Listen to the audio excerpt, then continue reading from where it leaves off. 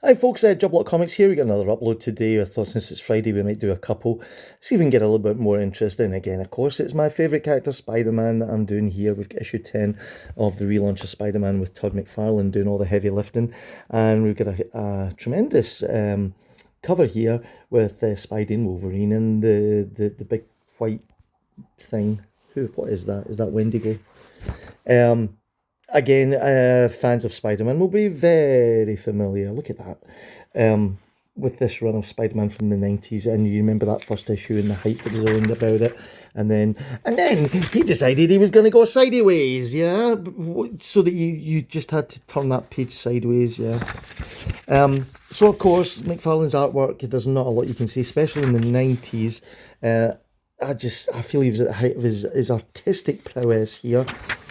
Possibly, Wendigo. I knew it was Wendigo. Hello, Wendigo. I think that this was probably McFarlane, doing his best stuff. I think he doesn't do an awful lot of artwork even now. It's almost like McFarlane was trying to prove a point to Marvel with this run here. The trouble with this run, it's very badly written. What the? There's Felix the Cat on Peter's boxer shorts because, Todd McFarlane. So, yeah, and his Wolverine's tremendous as well, isn't it? I almost feel he's channeling Byrne with some of this stuff at this point here. It looks very John Byrne-esque, yeah. John Byrne-esque. Is that a word I've invented? So, yeah, unfortunately, this is a 5-part story. Within the run, I feel it could have probably been done in 2. Spider-Man's gone sideways again here. I don't know, what's going on there? What? It's almost as if these comic book artists have never studied anatomy. But yeah, you can see there's an awful lot of big splashy moments and big sort of splash pages within the comic, and there's all this exposition. Here it is again. I really sometimes think that, is this dialogue or is this just exposition? Yeah, it's just like blah blah blah blah blah. The hunters attempt to kill everyone, and they get it right, and unfortunately I can't stop them all, which is where you come in. So they're just telling you the plot at this point, yeah? It's all it is. Shut up, kid.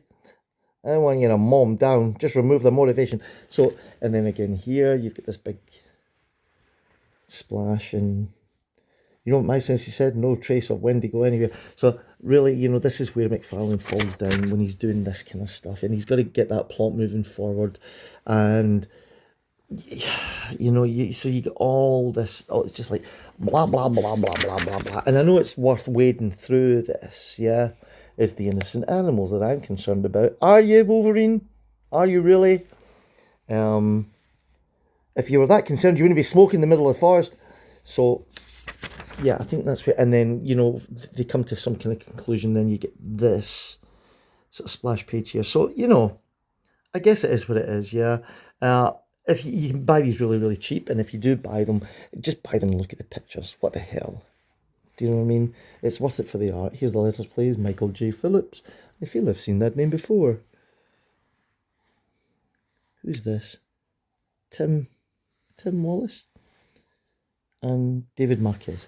So yeah, that's a sort of quick look at that issue of Spider-Man.